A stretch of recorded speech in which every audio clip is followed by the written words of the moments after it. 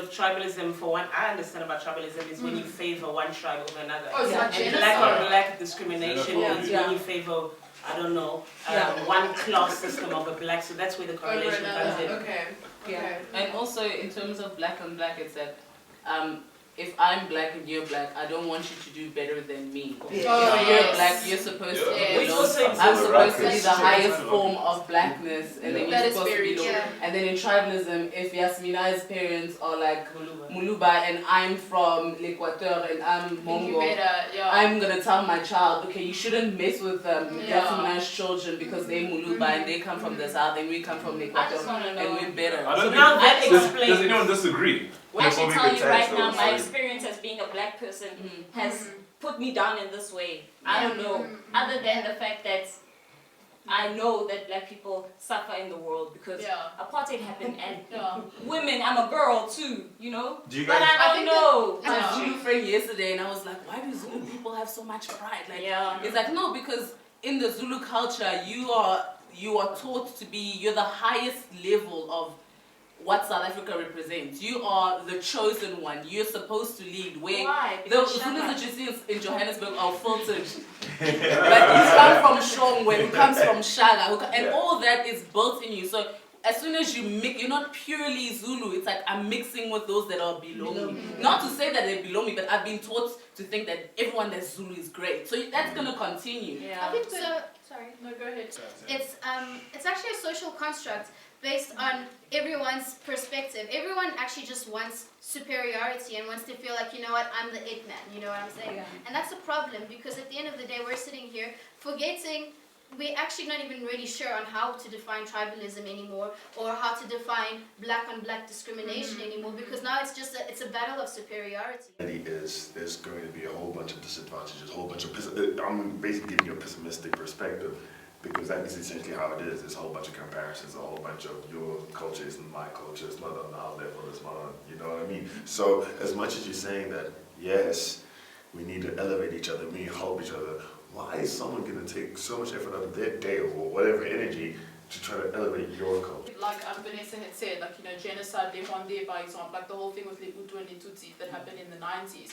Sure, that's a pretty recent example, do you know what I mean? But I think that in the African context, I personally, not speaking for anyone else, haven't experienced something like that directly or haven't seen something like that as what? I just want to say two things. And then you have a friend like from this, like let's say you have a friend from Kenya, and then my mom would be like, il faut faire attention avec les Kenyans. They always act like, oh, when we were at school, they're like, those people are the ones that act like they don't know. Et quand toi tu dis la réponse, c'est comme si tu devenais stupide.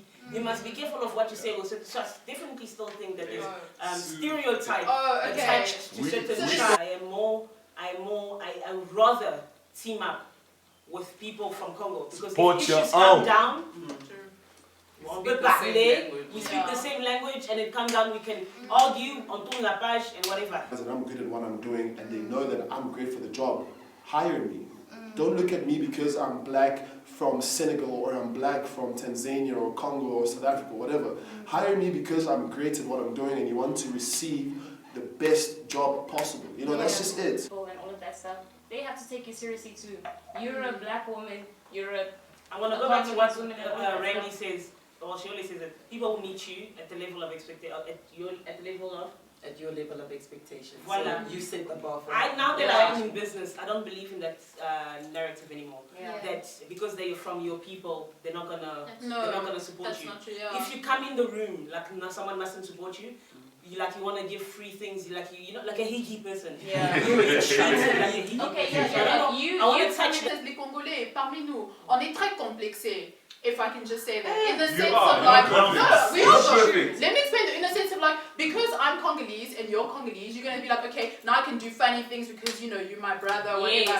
You know what I mean? Like I don't have to work as hard because you know, like exactly. Like we say, exactly. That's why supporting black business. It's tricky. There's this group that we have called Mobas. It's only for Lebanese, right? And it's kind of like how we're saying melanin, blah blah blah. We're just trying to uplift our group. But within that group, Le Mama came together and they were like, oh no, we shouldn't be bringing other people, Le Muluba to Because I mean, we homies, I can say Jedeli come through, he comes to the event. So the moms were like, no, we shouldn't be bringing these people here because we're finding that our daughters, the Bandundu girls, are not getting married, whereas the Muluba girls are getting married. So we need to now kick out the Mulubas and everybody else who's not Bandundu out so that our children can meet and we can actually, you know, reproduce as Bandundu's own. Look at Yolanda. So it was just like that in 2017. Tribalism is a real thing. 100%. And when you speak to your parents, they'll say to you, no, if you can find a Bandundu guy, it's... Or you like someone, you know what I mean, and you see yourself spending your life with this person, you know what I mean, but that person isn't Congolese. Let's say, for example, that person's South African. And like your parents, I'm not saying your family, but like your parents, or maybe your mom particularly, and like you're dating a South African guy or whatever, and then she's like, she has an opinion. Does that not kind of like influence you? Be attracted to a particular kind of person, and I'm not going to say tall, dark and handsome because I Hey, come on, bro. Our parents, they do believe in tribalism and they still push tribalism a lot, especially when it comes to the marriage context, where they want you to stay within your tribe. And so it's very tricky, very, very tricky, especially because in 2017 we're evolving, we're moving forward, and this mindset is actually holding us back as people. Deny marrying someone because of their religion. Who said cause? Because of their culture. Because of their race. You say because a man is Congolese. That's what I said. Yes. Oh yes, I would definitely deny because of religion. Especially my mother, Congolese. And you see them? Yeah, exactly. They just like, you know, that they don't, it's not that they don't want, but I mean, like, I think South Africans specifically, like, they don't trust. A bad generalization. Exactly. No, you're not in the Yes or question. no? It's not the Q&A, just Yes Q&A. or no? Yes or no? You think about it. Yes or no? Like dates. Yeah. At dates. Would you marry? I don't know. Marriage is a strong topic. I understand that tribalism is a problem, right? We need to find a solution to it. Yeah. Do you think... I don't know, man. You don't think that tribalism is a problem? Pardon, the solution. I don't think You don't think tribalism is a problem? No. I think Only in extreme cases. If I want to make my gene strong because I see that my people are a certain way, pardon, excuse me, if I see that my people are a certain way, let's say from what I've observed, maybe it's small-minded. Les gens, les Muluba, les close-minded, no, I'm not going to say that, not close-minded, scientific. Les Muluba, maybe les Muluba, people said, the Mulubas that I've been exposed to, all Mulubas, and it's going to be extreme, I'm sorry, all have sort of like tertiary education, guys, I won't lie. True. So I am more prone, like if I see a Muluba papa, true, I may make more bone fufu. But if I say, listen child, you're going to university, I don't have my husband to be like, let them choose. That is from Iguatel is Mongo. And I don't feel like I don't want to sound some type of way, you know what I mean? But I feel like I relate with the Mulubas. I won't lie. Because, not just because of this.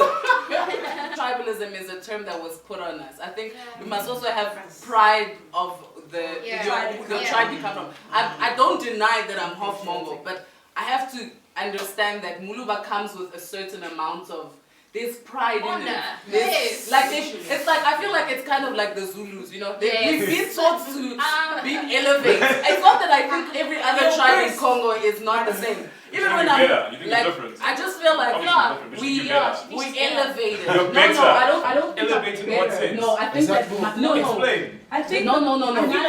It's not.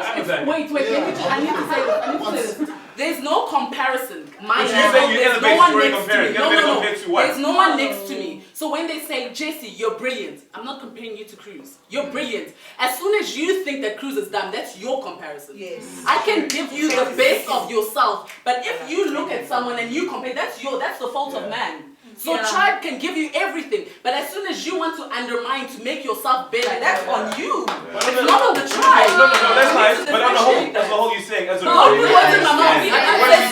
What are you saying? As soon as you say superior, you compare it. Okay, I said no. I said I'm I'm great. Greatness that means no comparison. It does. Greatness No, means it what?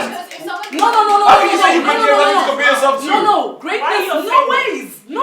I can be It's relative. Greatness is relative to something else. I'm not comparing myself to Murph. I'm not comparing myself to Randy. No, you think It does not take away from my beauty. You cannot say there is no binary. It's not one doesn't make the other. It does. No, it doesn't. In what world? You're not good or bad or evil. No, that's wrong. Who told you that?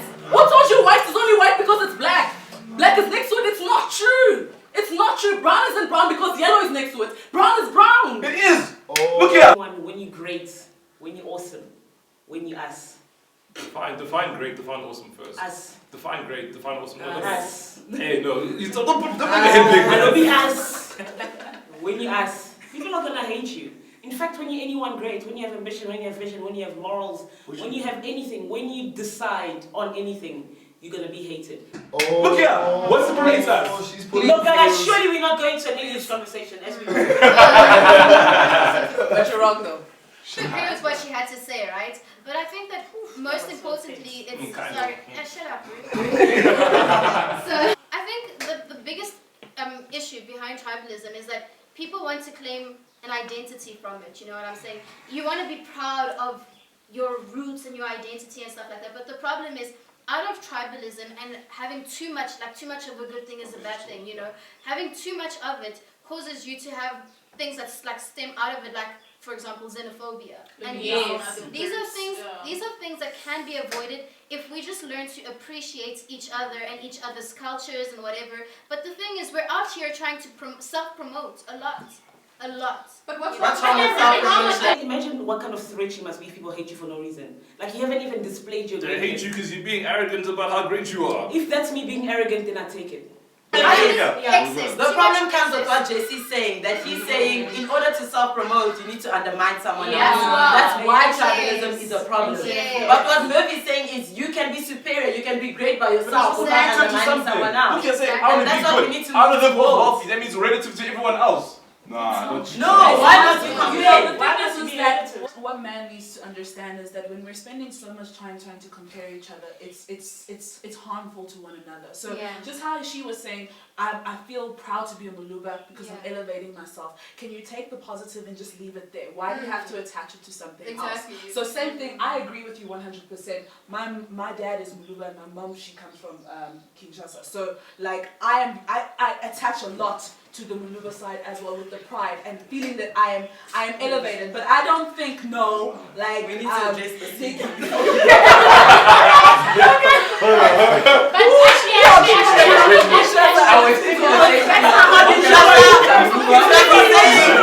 mom is Zulu and my dad is from Johannesburg.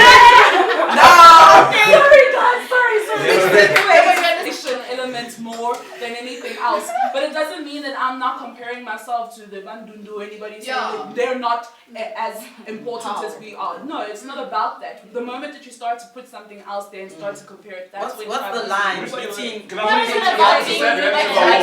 make your people better if you take from someone else? That's the line that should be fair. That's the line that should be fair. No, come on. But let me ask you a simple question. If let's say you were Adam, you were the only person in the world, and God told you you are great, are you not great? Then you are great. Why? But the important thing that you need to realize is that she didn't say greater, because greater would mean a comparison to something, right? Where if you say great, it's there, it's standard, it's a statement. There's not, you say greater, you're bringing more meaning into it, saying that there's something else that you're bringing greater to. But when she said, I elevate, full stop. I believe that you should be proud of your roots and which specific culture you are from, and you shouldn't derail from the culture that you are, but you should also be accommodating to different cultures. I don't know. You listen, as you guys believe, support your own. You do you better. I believe by you doing you better, you inspire someone else to do better. If someone else attacks you for you doing you better, that means there's some issue that they have. They're attacking you. I called the coconut before in my Congolese community, because for me, it's a thing of, like I said, I'm born here, raised here. When I go back home type thing, it's like, okay, cool, like you're Congolese, but you're not like guang guang, you know what I mean? Like when you speak French or whatever, it's like very proper, or it's like with a bit of an English accent, you think you bougie or whatever. I think we can only be responsible for ourselves. We can only be responsible for the visions that we set for our tribe, for our people. And that's what I believe. Should we change tribalism? I think we should change thinking, we should change a comparison. And we should educate that it's not a comparison, it's me being great and you can be great at what you do. We can all fall under one holistic tribe. And if I were to even go biblically, it obviously says that we are the body of Christ. And I take that as a whole, in the sense that No, I'm saying, well, yeah, well, it's the church. The church. Trying to get We each have our part to play. Yeah. One person's going to be the eye, one person's going to be the hand, one person's going to be the foot. You can't be coming out here as the eye is saying that now because I can see, I'm better than the feet. You ain't going nowhere. You know what I'm saying? But what I'm saying is that we're all great in our level. Some of you are great in being the hand, some of you are great in being the eye. We should actually be working together in establishing a big and massive. Because that is a very, it's your utopia, because we know it. Because we know that the moment you have changed, the moment we humans, on that level that I have a nose, you have a nose, we already start to compare. And that's the reality that we're living in now. That's the reality that, it's a truth that's almost like, because of tribalism, no matter how you define it, it does sort of somehow give, if it's on the negative extreme, it does give birth to xenophobia. How then do you change that? My question is, do you have the solution? Because apart from that utopia thing, I don't see there being any other solution. It is the Listen, bro, it's not to say we'll perish. You go to the extreme. Because look, we're living in the world right now, you know what I'm saying? We're living in the same condition that we're speaking about right now. And you're looking for change. What change can you actually exact apart from this utopian and realistic? You just have to. I disagree with that. I don't think that it's utopic. I think that in every dynamic that you speak about, you must understand that there's no perfect society. Yeah. So where we gain in certain things, we'll lose in other things. Is the loss less enough for us to count our wins as wins, or is the loss greater than the wins? And I think that the problem is we will always have comparison, but what are we comparing? If I know I'm not business savvy, and I know someone from Bandundu is business savvy, I'm analytical. I go to work, I have a great idea, I'm like, Randy, you actually are so business savvy. Yeah. Okay, I need to identify. The comparison is because you're comparing what you want from her. Compare what you don't have. I know I don't have business savviness. You want to compare your strength? No, I must be there because no. I must understand that I lack business savviness. I need to grade someone from Bandundu. The problem is now when everyone from Bandundu is like, no, okay, we can get you that's business savvy, we can get you that's intellectual. Even though you know that we're losing by using someone else from Bandundu that's intellectual when you can use someone from Katanga. JC's ideology is that greatness can only be defined by when you see there isn't greatness, by comparing someone that's not. And once we start judging the person that's not, we are arrogant. Once you start judging and comparing, it makes no sense. To define greatness, you have to compare, but in comparing, we're judging. So how are we supposed to define it?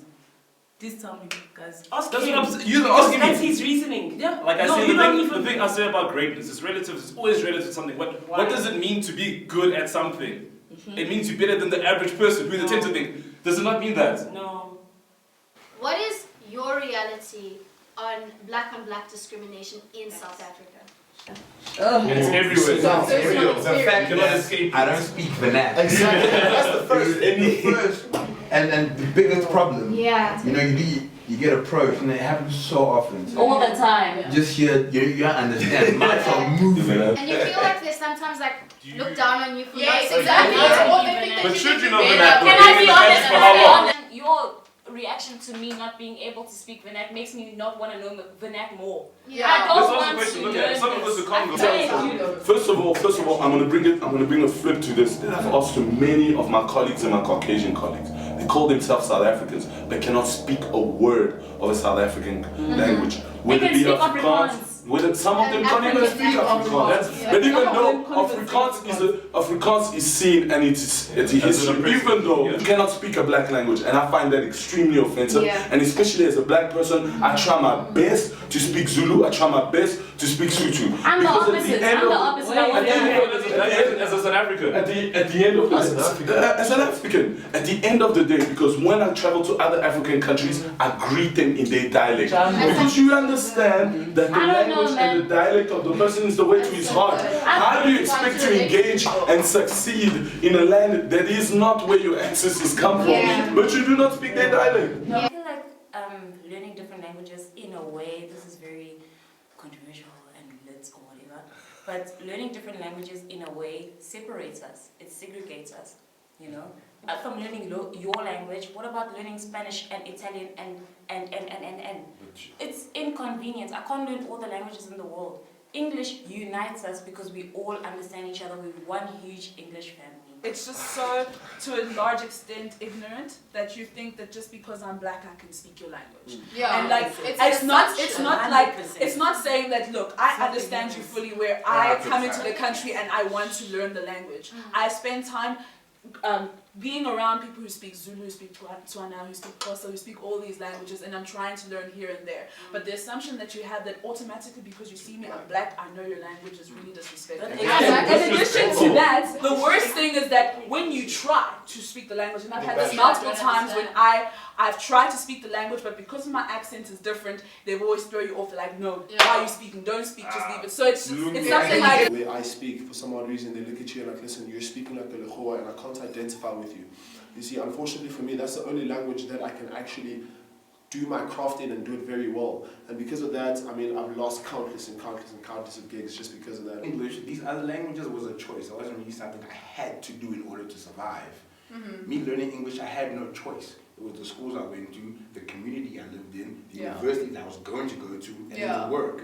English was, you know, a prerequisite, you know what I'm saying? So, the other official languages, I mean, they were there, but it wasn't as dire as learning English. In Kinshasa, and they say Mbote. They automatically expect you to say Mbote. The person thinking that the person knows that you're black and you're from Ethiopia is unfair to you because it's unfair to them. You cannot just say ignorance like that. As soon as I see black, I see my country. I expect there's already I identify. No, it comes from identity. I see black, I identify black. Don't always think the negative. Wait. I understand that discrimination can come afterwards, but don't undermine the connection.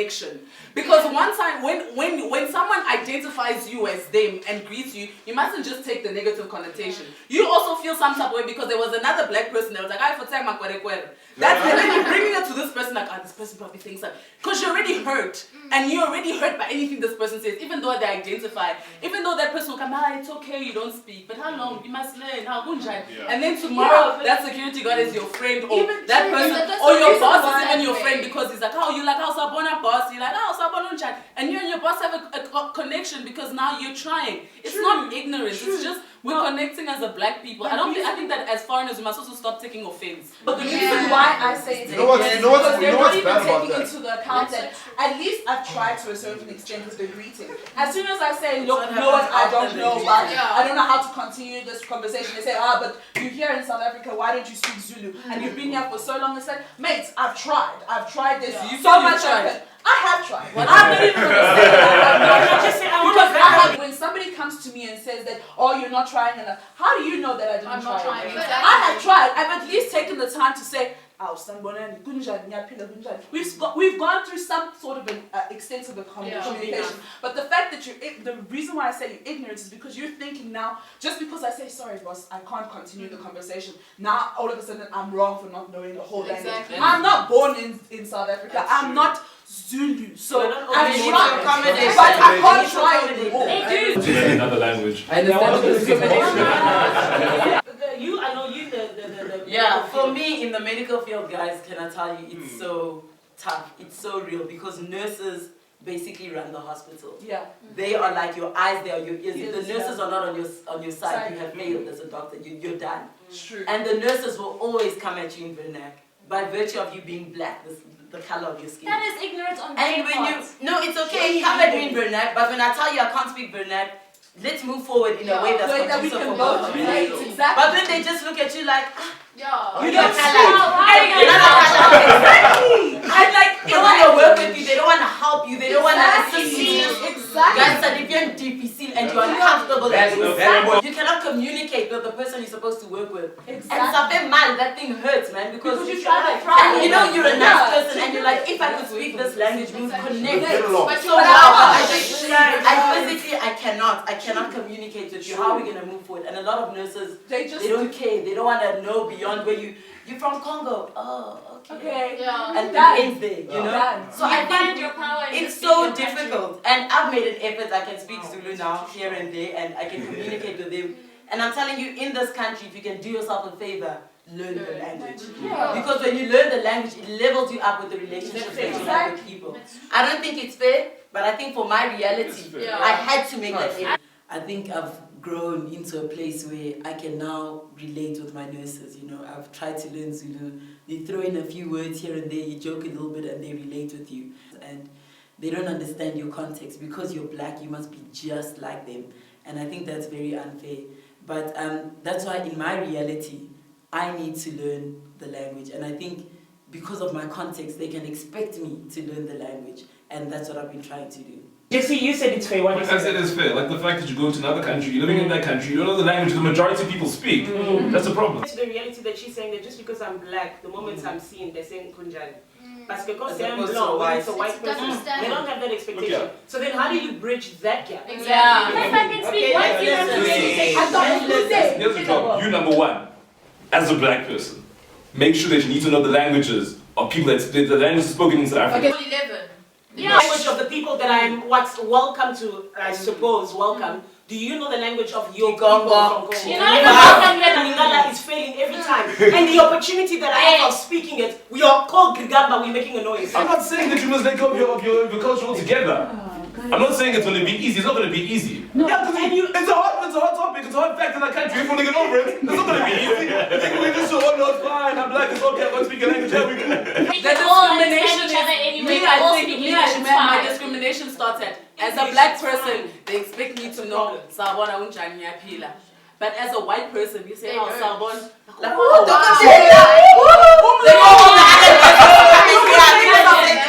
my problem. And the thing is that they are so harsh on us. We didn't steal their land. That's not our fault though. I agree with you, but that's what I said. We always have the same expectations. From racism? Definitely. Tribalism is because of the slave trade. Yes, tribalism. One time. Because how is it possible that Africa could live with Africans, we could fight each other, take each other as slaves, and then still continue our tribes, and not have an idea when we cut, okay, Bandu do okay, one.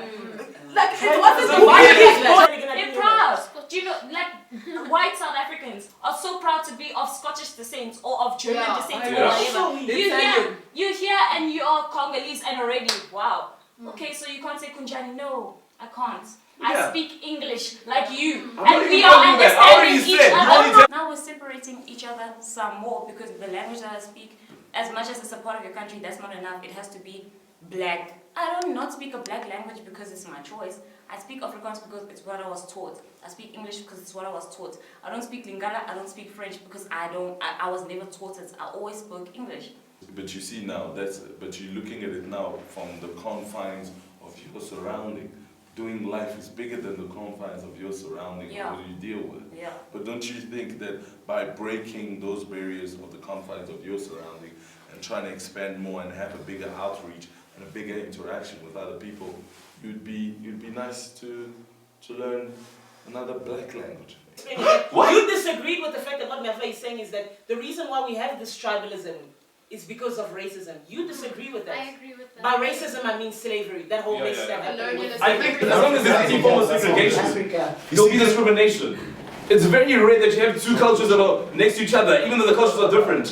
They don't collide. They always will collide. These borders are not ours. That's what she's saying. The borders of Africa are not by Africans. That's not true. But Jason, that's not true because how come our language have so much like intertwined? That means there was a time where we could all kind of speak. We could speak out the same. How can Nyama in Lingala, Nyama in Zulu? Like there's the fact that we are part of the Bantu people. There was a time when we could trade and understand each other. Exactly. You cannot tell me that we came from that age where we could understand each other. Now we hate each other, and it's all because of us. It doesn't make sense. There was a separation that was not from us. That made us think that you are like this, you're the stupid one, you're the clever one. You dominate them. You do that. I definitely disagree with Kaisa's point where you're like, no, I speak English like me. No, I will humble you. English is very convenient. We all understand each other. Wow. Seriously? Yeah. Even though this is a black language? You know what makes it even worse? You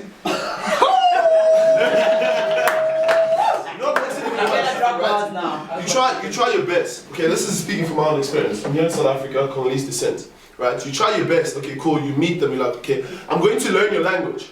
Right? You come to me in Kunjani, I respond to you in your local language, right? But now because of the way I chat, you're still gonna look down at me. You're still gonna discriminate against me. You see, so now that's problem number one. You see, so then I understand your language. When you say Kunjani and I say hello, when you say Kunjani, I say hello, how are you? I say I know Ngiyaphila, and then you continue. But then you're speaking Zulu, I can hear what you're saying, but I'm responding in English because I feel more comfortable speaking in English. You see, because now if I speak in Zulu, for example, I speak in Zulu, and then now you're going to bash me. If I speak in Zulu now, and I'm in a taxi, for example, and I get the change wrong, and I'm trying to speak in Zulu and English, and now the taxi driver gets hacked, it's xenophobic. Don't know where to go. Yeah. Don't know what to do. I think people respond better to a language that they understand. Like, I mean, even if you were speaking to an Afrikaans person in English, they would be a bit like, ah. But if you speak to him in Afrikaans, he opens his heart up to you because his language is his identity. Yeah. Because as soon as you can identify with someone, what do? You respond, yeah. Coming from a multicultural background, there's definitely always like culture shock, you know, and even with languages, you know, there's always a little difference, and that, but you know, I think it really depends on the individuals and like how you accept it and how you learn to work around it. It's not really easy coming from like a very primitive multicultural home. Sometimes it does amount to discrimination, but I don't think it comes from a prejudiced place. Me myself, I've experienced, you know, this black on black discrimination in this country, you know, not to the very highest degree, you know, just petty things that just at an annoying level, you know, for instance, the language thing. As you say, trying for me is not good enough. I've tried, it's not good enough, so that's where I stop at that. You know, me, I just stay in my own lane. Let people have their chat. Me, I'm just gonna do me and do right by me, and that's where I leave that. Get to a point where you're like, you know what? If I can't beat them, join them. Exactly, because that's the thing though, damned if you do, damned if you don't. You can't put a concrete stamp on, I'm never going to do this again, because not everyone's the same. Not everyone's the same. And I know, you're not angry, but not... Well, I try most times to approach people with respect. And I'm in your lens. Like someone coming to your house and they're speaking Chinese. You're like, Chinese is one language. Yeah. Thank you. We're here. How long before you reach your Boiling point is a measure of your character if you've got patience. Okay. You come to my house and I say the rule in my house is I don't want shoes on my carpet. Please respect that I don't. There's no coming to my house and you don't want to take me to stay outside. Like, don't come into my house. Come to someone, especially an elder who's struggled through apartheid and the English may not be up to. I'll come do Melang or whatever, and if I'm wrong, I'm wrong. The elder will do whatever they choose according to their character, according to the person that they are, how they're gonna respond to me. I've done my part. Because South Africa is as advanced as they are right now with regards to infrastructure and a whole bunch of other things, you see, they have a tendency of forgetting the past. I mean, I have a lot of South African friends who don't even identify themselves as African. You see, and that's a very big problem, because then when I'm like, listen, as Africans, they look at me like, I'm not even African, I'm Southern African, and I hear this and I'm like, brother, it's in the name. You know, and then, you know, I think it's small things like that that actually contribute to the bigger problem, the bigger picture. Because now, if you're going to constantly take yourself out of something that you know that you identify completely as, you see, so you're completely just taking yourself out. Eventually, at some point, you're going to get completely disowned. It has everything to do with colonization, man. You had to divide the people so you can conquer. So I think really that was the main reason behind it. I think that was also the main reason that happened here in South Africa, where the Zulus and the Xhosas didn't get along. So I think the Mulubas and other people from Katanga and people from Kasai discriminate against each other because colonization brought it like that. Because they knew there was a people that would be submissive, and they knew there was another people that would be not keen to submit to their ways. So we have to separate them so that we can conquer them. And I think that's what happened. And it worked. So the fact that our tribalism comes from the discrimination and the oppression that came with colonization, it's completely fact.